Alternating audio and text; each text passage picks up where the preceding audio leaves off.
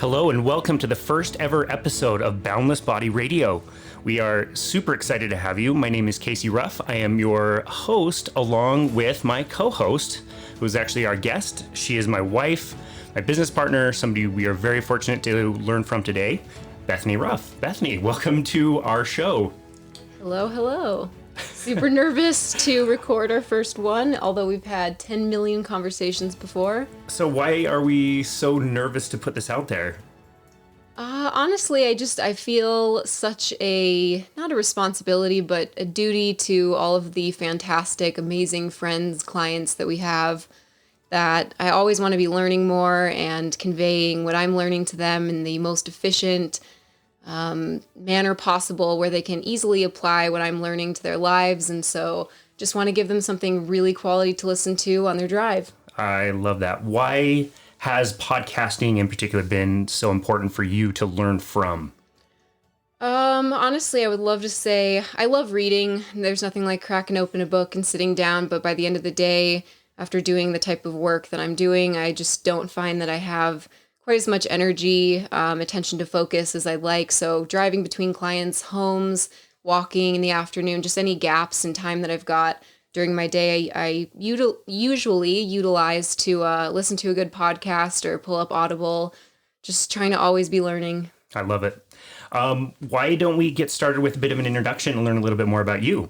I'm just going to take this directly from our website. I think this is a great way to classify what you do. Bethany Ruff's purpose in life is helping people move themselves out of pain and into their most optimally functioning body. Her entrance into the field of human movement began as an exercise science major at the University of Minnesota Duluth. From there, her passion for corrective exercise and rehabilitation grew into something she could have never imagined. During her time in the fitness industry, she has expanded her knowledge base and a capacity to serve others by earning specialty certifications. These include a comprehensive Pilates instructor course through Peak Pilates, advanced certifications in structural integration through the Rossiter system, as well as corrective exercise specialist and performance enhancement specialist certifications through the National Academy of Sports Medicine. Her precisely tuned eye for movement, posture, and alignment in the human body, coupled by her passion for helping people heal, makes her a powerhouse. With a consistent thirst for learning, she will work with you to find the underlying roots of pain and dysfunction and will integrate a tailored approach to a more optimally functioning body. Wow, lots of big words in there. That was hard for me to get through. Well, I feel really good about myself. I feel pretty genius after hearing that. If you could just do that anytime I walk into a room, that would be great. You usually make me do that anyway. So tell me a little bit about how you first got into, Pilates first. Well, I was working for a large corporate gym, and I was living in Colorado at the time, and I was training for a national education role. So the role I was training for would essentially be to work with the personal training staff in the neighboring states, and kind of develop those trainers to help build each of their individual personal training teams. And it was in that process that there was one specific business meeting that our team had, and our Pilates coordinator, which I knew but not super well, got up in the front of the room and she started talking about Pilates, and for whatever reason, it was like tunnel vision. Everything else in the room kind of went fuzzy, and it was one of those moments where if you really tune in, it aligns with your next step, and it just felt like, I don't know why, but I just need to do this. So without ever taking a Pilates class, honestly, probably only one or two yoga classes prior to that, I signed up for my first very, very comprehensive level 1 of Pilates reformer, mat, all the different apparatus, and I fell in love with it. So now you got into Pilates basically with no experience. Is that what you're saying? I had training experience leading up to it. So I had received my corrective exercise certification from the National Academy of Sports Medicine. I believe at the time I had also just finished my performance enhancement also. So I knew that I liked the training world, and I knew I had some of that eye for corrective. I knew that I wanted to take someone who didn't move well and get them to move well. And I just didn't know what that bridge was going to be. And it turned out Pilates was absolutely the next step that I should have taken. Interesting. Now, you mentioned in college you chose to go the route of exercise science versus, I believe you were thinking about maybe getting into something like physical therapy. Can you explain the difference of prevention versus trying to fix something when the problem arises? Well, I went in with my undergrad of an exercise science degree, and I enjoyed the learning. I enjoyed the college experience. I learned a ton while I was there. Honestly, a lot of what I had to test on, what I was, forced to memorize, things that I got out of a textbook just weren't, they didn't stick in my brain because I hadn't worked with an actual body or human in which I could apply that. And so it was just not as exciting and real time, I guess, as I was wanting. And I knew that if I continued down that path, I would eventually get myself into several more years of school, which would include the physical therapy route. And I wanted a chance to be able to work with bodies who still had a fighting chance at moving well before injury. Not that if you go through physical therapy, that's not an option. But I wanted people who wanted to seek me out, who wanted to invest in their health, invest in learning why their body wasn't moving the way that it should be moving, and just, I don't know, just a little bit more hands-on before it was all just the reactive side. I wanted to be able to get to those people a little bit sooner and see if my eye, in combination with the way they perceive their movement, if there's anything we could tailor to possibly prevent an oncoming injury. Oh, that's great. And this is all before you and I met, correct? This is several years before we met. Yep. Can you describe us meeting, what that was like? We both were working for the same large corporate gym. You were living in Utah, and we're working a metabolic role, which required you to travel to neighboring states. It was not too long after I'd committed to starting the level 1 Pilates certification that you came into our club to do a little club visit and work with our metabolic team. And clearly it was love at first sight. I was just going to ask if it was love at first sight. That's great. In your intro, you mentioned structural integration. I think even people in our field doing what we do have a tough time understanding what that is. So can you describe what structural integration is and what that means to you? So if we just take the two words structural, in my work, what we're dealing with is a lot of soft tissue. If you know anything about soft tissue, it is all encompassing. That's including muscle, that's including connective tissue like tendons and ligaments. It's including the entire nervous system, because there's obviously every tissue in our body is innervated. So we're dealing with the space that someone has in their structure, and we're looking to create as much of a continuous chain in that movement without any breaks in that chain. When there become breaks in the chain, whether that's scar tissue or fascial adhesion or whatever it may be, bone growth in some cases, there's going to be limited range of motion. There's going to be a break in that fluid chain of movement, and usually there's pain associated with that. So what we're looking to do with the work that I do with Rossiter is to create as much of an even, unbroken gait for that person to move through so that they have the proper restored space that they were born with. So that's a very lengthy way of essentially saying we're doing muscle and connective tissue release in a 2-person pin and stretch method. So can you describe that a little bit better? I believe you're describing the Rossiter system, correct?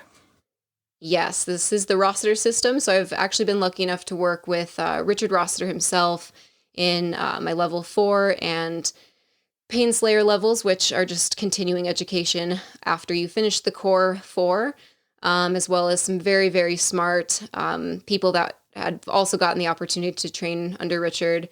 And we are, like I said earlier, doing a 2-person pin and stretch. Unlike massage, unlike physical therapy, unlike what most people have experienced with different physical therapy modalities, is I'm using my foot as the tool, which can sound kind of alarming, especially if you're in pain, someone's going to step on you. But we have the coach, which is myself, and the PIC, which stands for the person in charge. So that's the body that's coming in, that's either dealing with the pain, dysfunction, imbalance.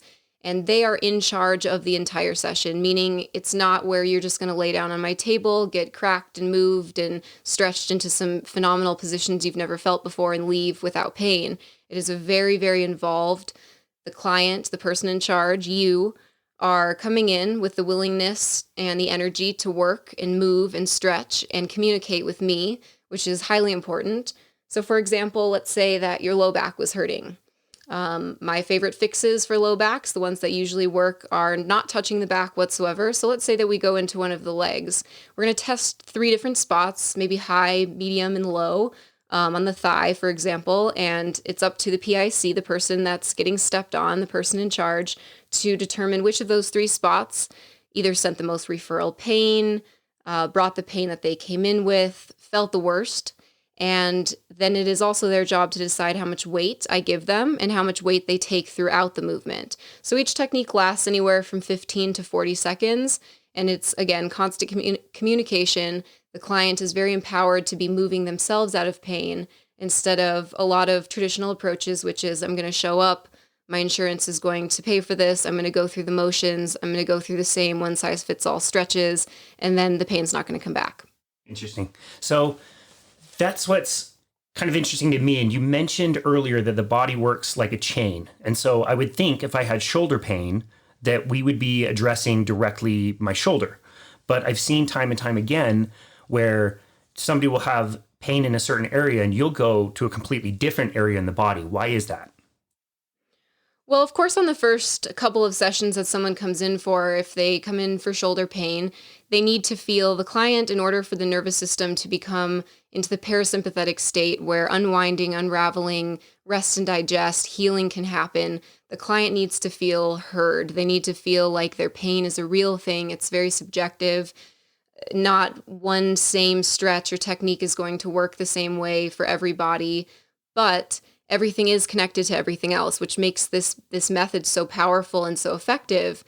Because let's say that shoulder is hurting, it usually didn't just show up like, boom, I fell on my shoulder. Usually it's, okay, maybe I have a desk job and I'm sitting and I'm typing, and the desk angle is not ideal for me, and I'm having to look down a little bit too far into my screen. Maybe my forearms and wrists aren't all the way supported on my keyboard, which is causing some excess tension in the shoulders.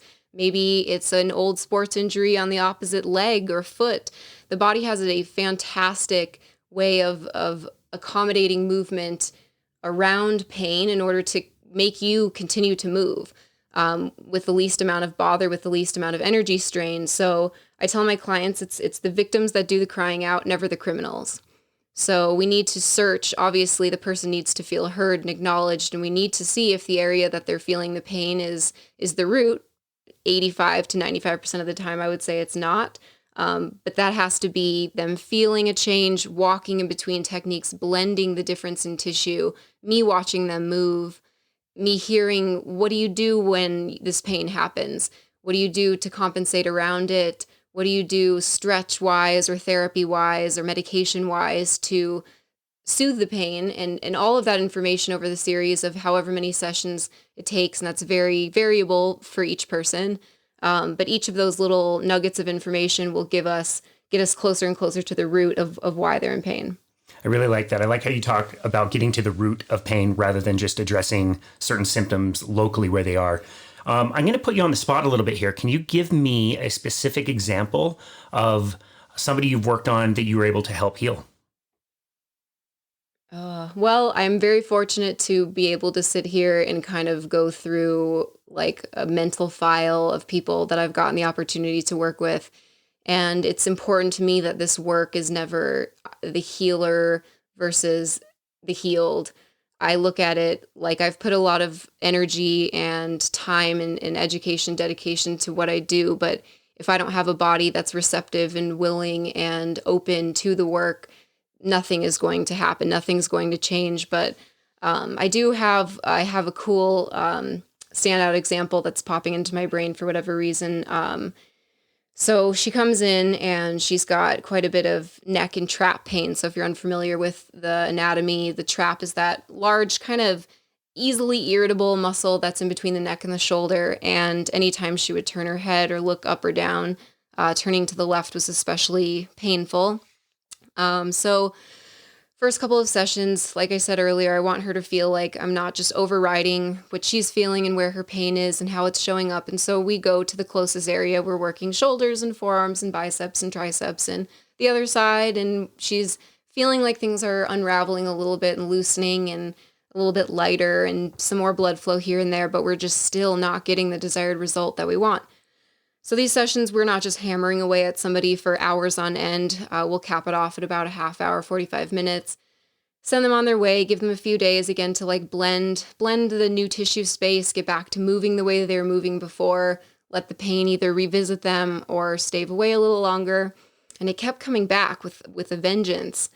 And her mobility would improve, but the pain would always show up in that same spot. And so that always tells me the body is screaming at us that we're not going to the right areas. So once I get that client a little bit more willing to expand where we're working, we found that the opposite side inner thigh was actually pulling and restricting the space of the neck. So I won't bore you with the details and give you an unsolicited science lesson today, but I study anatomy trains, and there are a bunch of different fascial meridians, like I was talking about with that unbroken chain in the body, that we want to make sure there are no stuck points, like a detour on a road. We want a smooth, easy transition. We want to get there the most efficiently. So without expanding into this lower body area on the other side of her pain, we would have not addressed it. And since the pain has not returned and she's been totally mobile, so you just never know. It's kind of the victims versus criminals. Interesting. That's awesome. I want to switch gears a little bit here. You are a boss. You are the co-owner of your own company. Tell me a little bit about the story of Boundless Body LLC. Well, it kind of was born at the very beginning of when the world shut down. It was March 17th, and I went to work. I believe it was a Monday. It was like every other Monday. Maybe it was the 16th. See, I think it was the 15th, actually. Oh, okay. Well, see, remember there was an earthquake on the morning of the 17th. If things couldn't have gone any worse or weirder that week, 2 days into shutdown, we actually had an earthquake in Salt Lake City. So yeah, I think it was around that week that I went to work and things were very normal. And by that afternoon, our large corporate gym that both of us had been working at for a combined 20 years had shut down with no date of returning open. So we obviously, like everybody else, had a little bit of moment of panic, a little bit of some days in sweatpants, some depression, low level.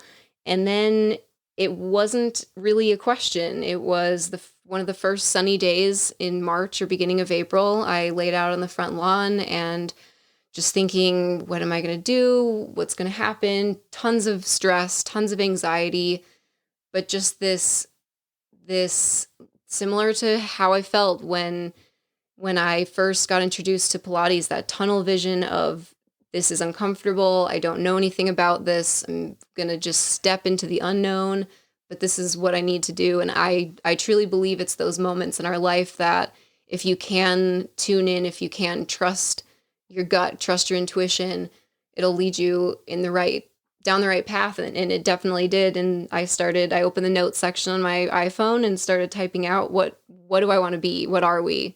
And there's several different names and little taglines came up, and Boundless Body was the winner. That's great. Tell me a little bit about the name Boundless Body. Why? And I have to say, we're in this together, but you get the credit for coming up with Boundless Body. I was completely on board when you said that's the name you wanted. What was the idea behind particularly the word boundless? What does that mean to you?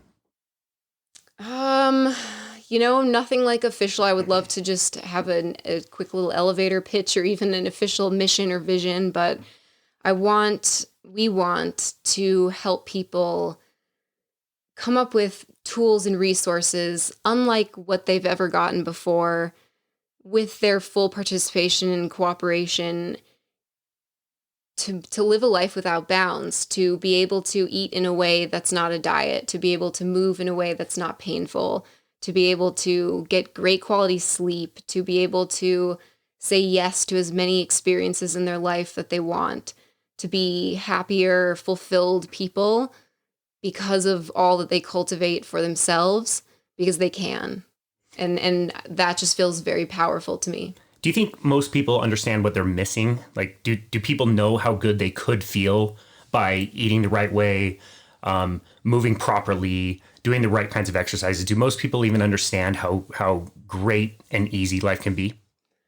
I think you don't know what you don't know. So you're living in the only body that you've ever experienced. And I think, unfortunately, for a lot of people, they are doing the best they can. They are working the hardest that they can for their families, for themselves, using the degree they spent so many years and so much money, earning. And I think that a lot of people just feel stuck. They're burning the candle from both ends. So it's coming at the sacrifice of, I'm being the person I need to be for my friends, my family, my coworkers, but I'm not looking out for myself. I think in some situations it's miseducation. I think in some situations people just need somebody in their life to tell them and see that they can do it. That's awesome. Where can people go to find you and your work? Well, you can visit our website at www.myboundlessbody.com. We also have a fully functioning Facebook page, and you can find us on our individual pages, which will feature a lot of the same stuff, featuring videos, Pilates videos, different body work education, fun vacations we're taking on our individual Instagrams, and that's at Bethany and Casey Ruff. Awesome. That's great. Why don't we take a brief break? I feel like you are going to start to grill me. Your turn. Let's take a quick break.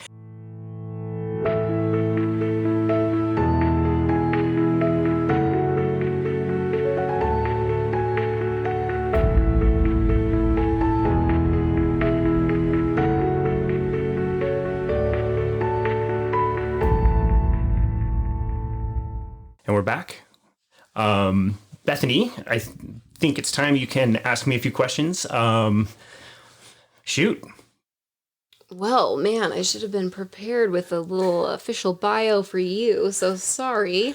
Well, everybody who has met you, knows you in person, knows that you obviously have some perfectly spiked blonde hair. That's what's really important. That's what's really important. That's what All people right, care so about. here we go. Casey Ruff has been a certified personal trainer since 2007. True.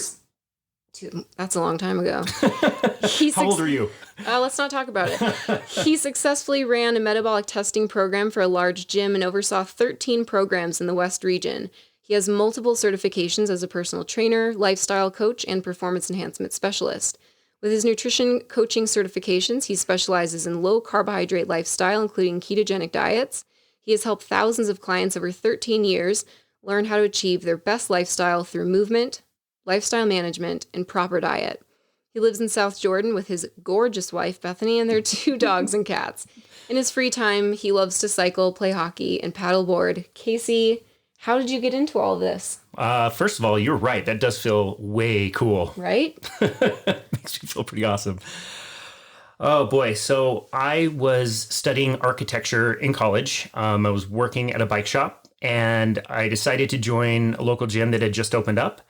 It was a little expensive, but I decided that I really wanted to make it work. I needed a place to train in the off season. And while I was there training, I was watching the personal trainers and they were using heart rate monitors. I had been using heart rate monitors for a very long time. I used them in my cycle training as a teenager. In fact, my parents, before college for my birthday, gave me a TV VCR combo. Yeah, I'll explain to you what a VCR is later on. But anyway, they bought me that for my dorm so we could watch TV and movies, but I returned it so I could buy a Polar heart rate monitor. I still remember the case and the cover, and I would track my heart rate and my stats. Anyway, did they know? My parents? Yeah. Yeah, they did. They were a little offended at first, I think, but that's just the kind of nerd that I am. And so watching these personal trainers try to use their heart rate monitors, they were trying to use something that I had used as a tool for many years. And it was interesting to watch them struggle through what for me was like I could work a heart rate monitor and use the data to my advantage. I could do that in my sleep. That was before people were really into counting steps and that everything was just coming through an Apple Watch. Yeah, correct. Apple Watch was not a thing. I don't even think an iPhone was a thing back in 2007. I think that's the year it came out. And yeah, nobody was really talking about steps at all. That came much later. But heart rate was an interesting way to measure your intensity and measure how hard your body's working. So people have been using heart rate monitors for, decades at that point. And I had no experience in personal training, had no idea what that entailed. And so my former boss called me bright-eyed and bushy-tailed. I just marched right into his office and I asked him how I could get a job. He told me about an online certification that I would need to get. And so I ordered my material. I studied and studied and studied and studied to pass this test, which was not very easy for me to pass. And I was hired in March of 2007. And ever since, I have been training and using heart rate monitors and helping people understand how that can work in their lives. How did you utilize that to get clients better results as far as reaching their goals? So part of what I did as my role as a metabolic specialist was the title, is to measure people's respirations as they are doing certain activities. So we can measure people breathing when they're resting. We can also measure people breathing as they're exercising at certain intensities. Now, the breath contains a lot of information that most people don't realize. So the more somebody is breathing, the more they are burning calories. And so if I'm sitting down resting and I'm breathing pretty heavily, it just means that I'm burning more calories than say somebody who, says they have a low metabolism or a low metabolic rate. It just means they're not breathing as much. And that comes from burning less total calories.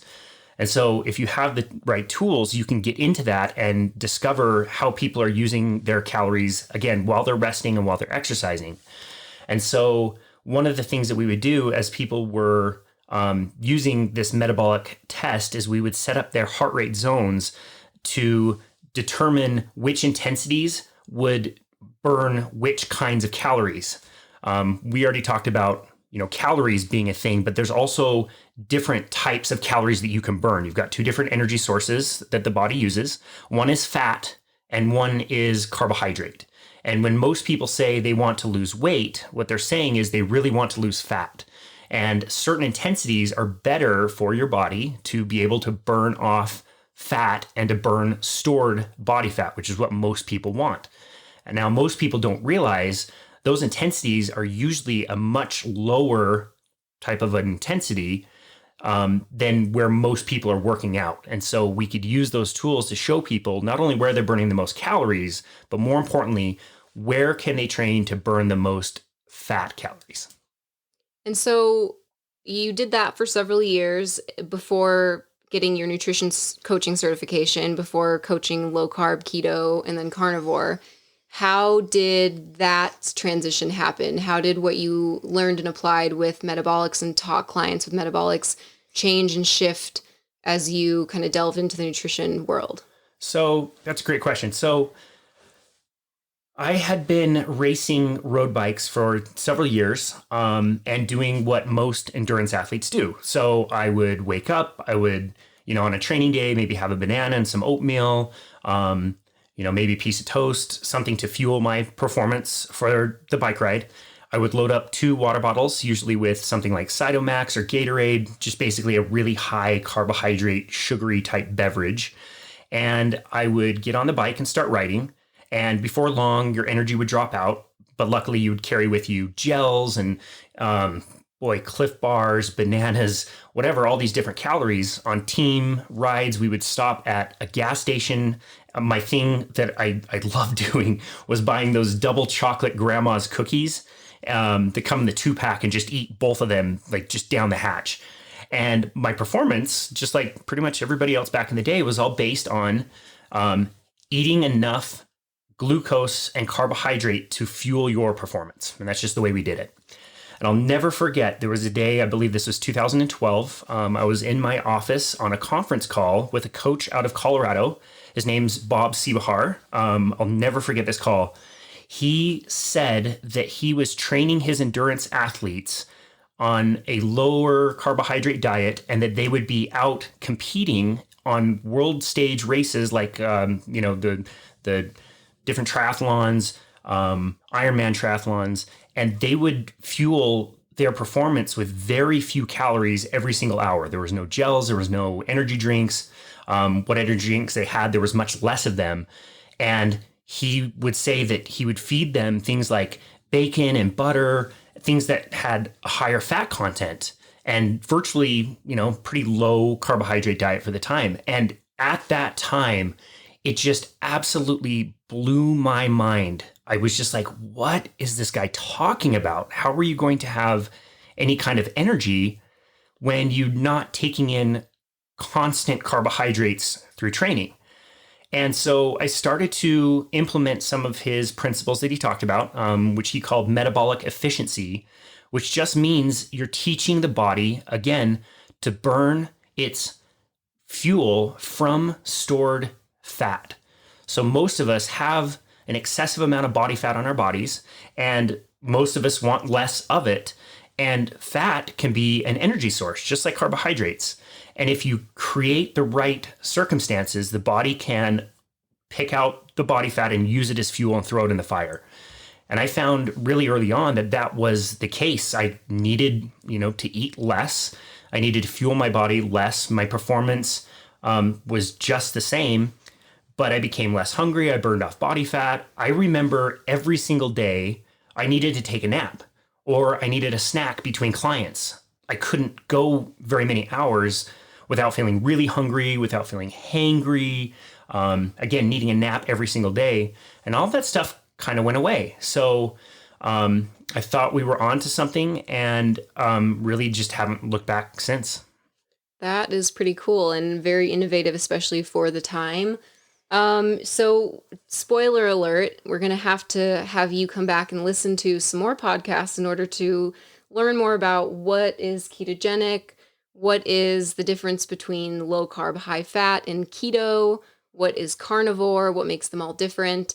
But what would you say is something that would be a takeaway? Let's say that somebody listening resonated with what you just said. They feel like they're spinning their wheels. Maybe they're an endurance athlete, maybe they're not, and they're just trying to take up an endurance sport because they recognize that they need to lose some body fat. What's something that you could give them to start today that they could apply that would make a big difference for them? Yeah, that's a great question.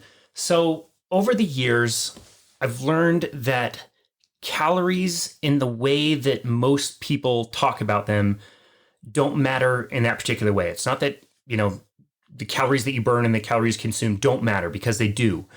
But most people think of calories and they think that they need to move more to burn more calories, and then they need to eat less so that they are consuming less of the calories. And that is what we call a negative caloric balance.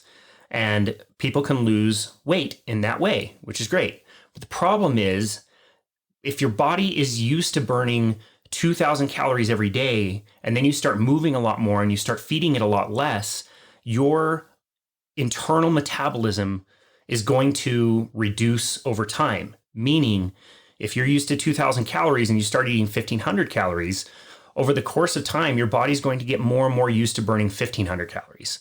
And anybody who's ever done a calorie restricted diet will be able to relate to this. It's January 1st, normally not January 1st, normally the first Monday in January, when people feel the most motivated and the gym gets its busiest. But we have a resolution and we decide we're going to join a gym and then we're going to go on a diet. And people notice that it works. The first week, you might lose a few pounds, and that's great. The second week, you're maybe a little bit more tired, but you lose some weight, maybe not as much as the first week. Maybe you lose 1 pound. The third week, you're starting to feel really tired, really fatigued, especially as the week is dragging on. And now you're maybe not losing hardly any weight at all. Yet, if you compare how you feel a few weeks down the road versus how you felt when you started, you now feel more tired. You feel literally colder as the body temperature is reducing. Your energy just kind of feels pretty lethargic. Again, I notice more motivation from people in the beginning of the week. By the end of the week, they're just so tired and craving carbohydrates. And they just, eat all the donuts and end up undoing all the results that they got in the first place. And now they have reduced their metabolic rate, or the number of calories that they're burning naturally. So now the weight gain starts, and it gains weight. People gain weight in a way that they don't even go back to where they started. They end up being, maybe 10 pounds heavier than when they first started. And that's what happens when we just tell people that they need to go out, do a whole bunch of exercise, do a bunch of cardio, and then eat less. So if there is one takeaway that I would want for people to have, is that I want them to focus less on calories and more so on what those calories are going to tell your body to do. And I think most of us can agree that 1,500 calories of Twinkies is going to react very differently than 1,500 calories of, say, broccoli, right? So we just want to make sure that people are getting the right kinds of calories and again, creating an environment that they can burn stored body fat.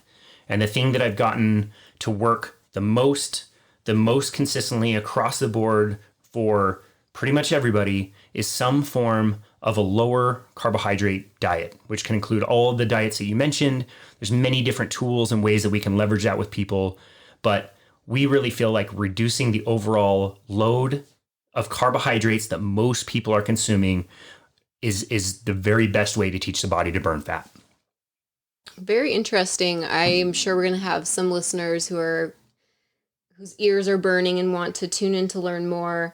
So just to kind of wrap that up and paraphrase, just to make sure that everybody understood that I understood that, it's more about replacing the quality of what we're eating instead of just reducing the quantity. Yeah, correct. Cool. So same question for you. How did this Boundless Body come to be, and what is your vision for it? It came to be with a lot of resistance. This was, this has been for everybody a very interesting year. Like you, we had that period of time in March where, things were very unclear. And we didn't know with any certainty what would not only, happen with the people that were employing us, but what would happen with our clients, the people that we were training. I often compare the situation to, let's say, a game of basketball. And, in the beginning of March, the game of basketball was played on a basketball court, and you could have 5 players on each side, and the ball was round. And if you shot behind a certain line, you'd make 3 points. Well, with the pandemic, all of the rules of the sport had changed. Maybe for a little while, maybe forever. And so basketball, in this example, would be now played on a round court. And you could have 11 people on the court instead of just 5. And if you shoot behind this line, it doesn't do anything. The score would be exactly the same. It's similar in the sense that the rules have changed in March, and we needed to be flexible and pivot with those rule changes so that we could continue to help our people. So we noticed that lots of people that we had worked with didn't feel enthusiastic about going to work out with a bunch of other people indoors. They weren't coming to the corporate area that they were coming to before because they were all working from home. And they realized that they actually enjoyed working out from home, and they could get creative with the equipment they had available to them, and they liked not commuting in, and they liked workouts designed based on what they had. And so for us, I just think it was a pretty easy transition to start our own company and really pivot to what people wanted and what the situation was so that they could continue to get help. That easy but terrifying. Easy but terrifying move. For sure. So what is your vision for Boundless Body, which is now a thing, which is now a functioning business? What do you want for people? Well, I think we are extremely fortunate in that we have so much more time and energy available to us. We can work with a smaller number of people in a really kind of more intimate way and helping to keep them safe. And with this extra energy and time that we have available, I just really would love to help as many people as possible. I know that sounds pretty cliche, but look at this. Here we are. We're sitting down. We're having a conversation. We've had these conversations a million times. And now I have a platform that we can release this and help people out. And hopefully they can learn something. And we just never would have had the time or energy to do this before. So not only do I want to continue working with people one-on-one, but I would love to use the extra time and energy to have a greater outreach and help more people learn and understand how they can do what we say at Boundless Body, which is create your best life. That's super cool. Makes me really, really excited. And I know we have 3 final questions that we both want to kind of bounce off of both of each other. Do you want to take a break before we do that? Yeah, let's take a quick break.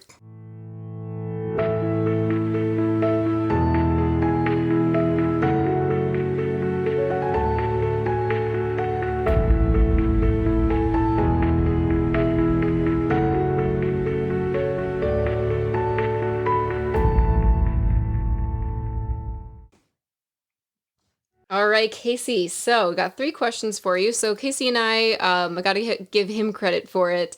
Every Saturday for the past couple of months, we've been asking each other these 3 routine questions, either when we're just hanging out together on our patio or out on a walk around our neighborhood. And it's a great way for us to reflect and make ourselves better for the next week. So question number 1, what did you learn this week or change your mind about? Ooh, that's a great question. Who came up with that again? I want to say it was me, maybe. I don't think so. We'll give you credit. This week, I wrote a blog about the importance of sunshine and vitamin D. You can go to our website at myboundlessbody.com if you would like to read it. And it was really fun to study the topic. I was glad that I was introduced to this topic several years ago. You and I learned a little bit more about the importance of getting sunshine, getting vitamin D, getting your eyes accustomed to the sunshine, sun gazing, those types of practices, and also getting the skin ready to be outside in the sunshine. And one of the points I made in the blog is it seems a bit weird that we have had millions of years of evolution with the sun, but now most people are completely afraid of it. So one thing I was able to learn is just a little bit more about that topic. It was really fun to revisit and be more mindful about getting outside and getting lots of wise interactions with the sun, as we like to say. That's cool. And you said you have a link for that one. Where can people check the article So out? just right at our website at myboundlessbody.com. And if you click on blog, you'll see that and all the other blog posts that we have created so far. So go find a nice comfy spot in your yard in the sun and give it a read. Great idea. Same question to you. What is one thing that you have learned or have changed your mind about in this past week? Well, those that know me personally, my clients, friends, know that I came from a pretty rigid, structured military background. So lots of instability in my life just because of constant moves, but a lot of structure just in my household. And that made me kind of become a person that's a little bit more rigid than I would like with the outlines of my life, as far as how much time and energy I allot for myself versus the people around me versus the things I don't know that I want to get better at and just need the time and clarity to throw myself into. So I learned this week by getting a chance to download a book, an audio book called Triggers by Marshall Goldsmith. Really great book, very applicable to business, personal life. Just about 4 key concepts that I really want to implement into, again, my personal life, and that will, of course, trickle into our business. By the end of each week, I want to figure out what I want to create that I haven't created yet, whether that's, again, something that will directly benefit or impact a body that I'm working with, or just an overarching theme that will benefit our business. What do I love that we have going on that I want to preserve? What do we need to eliminate, something to make more space for something new, different energy, a new idea? And then finally, what do we need to just accept? What is the way that it is, and what's something that is working well for us that we want to keep having happen so that we can keep moving and taking steps in the right direction as far as expanding and reaching more people and getting the people that we are working with even better results. So just learning how to kind of meld the personal and business roles together so that it's a more cohesive, fluid, and happy day. Now, I can vouch for you when you say that you love to learn. I see you take in as much content as you do. You do take in a ton of content, but I don't know that I've seen you make as many notes or stop a book as many times you've stopped during this one. So it must be a great one. Yeah, I'm really enjoying it. Maybe I have the memory of a fruit fly, but I'm very detail oriented. So I hear something and I want to remember it. I want to stick with it. So one of my most frequently opened apps is my notes section of my phone. It's everywhere, everything I'm journaling. And I want to be moving through life in the most conscious, intentional, productive way that I can, again, for the sake of myself and those around me. I want to be making as much of a positive impact in the time that I'm on the earth that I can, and using my passion, my skills, my talents to better people and better the world around me. So yeah, I like to be able to be in tune. I don't think I would have ever imagined a life or a world when we were working for a large corporate gym that I would have had the time or energy to invest in these kinds of things. So I'm loving it. That's awesome. I love it. Next question for you. What do you wish you did better? Great question. This year I've been fortunate to restart my meditation practice, and I've been really consistent with it, which I've really enjoyed. And through that process, I've learned that I don't tend to get stuck in the past as much as I get stuck ruminating about things in the future. And I'll give you a specific example. Just this last week, we've had a house repair. We had a water leak of some kind up in our ceiling, and we had that repaired this week. And my thought is, well, what happens if this leaks again? What happens if I need to get this fixed again? And I keep ruminating over and over about the what ifs. And I realized that I'm not dealing with life presently when I'm worried about things that may or may not ever really happen in the future. And so I've got two quotes in my mind this week. I apologize for not having the exact quote for either one. So these are going to be improvised. But the first one, again, paraphrasing, is a quote from the book, The Power of Now. And it's from a monk who asked the question, what in this moment is lacking? And it's just a question to say, what do you have to deal with right now? What is the problem right now? And generally speaking, pretty much any time I ask myself that question, I don't really have a problem right now. I might be worried about something in the future, but that's not going to happen just yet, or maybe it's not going to happen at all. And so it's really useless to spend a bunch of time worrying about the future, which ties into my second quote, which, again, paraphrasing from Mark Twain, is something along the lines of, I've lived a life of many troubles, most of which have never happened. So I'm keeping both of those in mind this week to remind myself to remain a little bit more in the present. Man, so hard to do. I feel like everybody listening and their sister could relate to that. Yep, especially in 2020. So as far as mine goes, wishing what I did better. So many things. So many things. But I think the overall theme is just realizing that you trade stress for stress. There's always going to be something if we wait until everything lines up and it's a perfect sunny day and the roses are all standing upright and there's butterflies and unicorns. You're going to be waiting the rest of your life, from what I've found. And sometimes the happiest that you can be is when you're just kind of, what you were saying, accepting what's going on right now, staying present in that moment. And part of that for me is just giving myself some grace for the things I can't control. You know, the clients that have things in their lives they can't control, which affects their schedules, which affects my schedule. Bad weather days.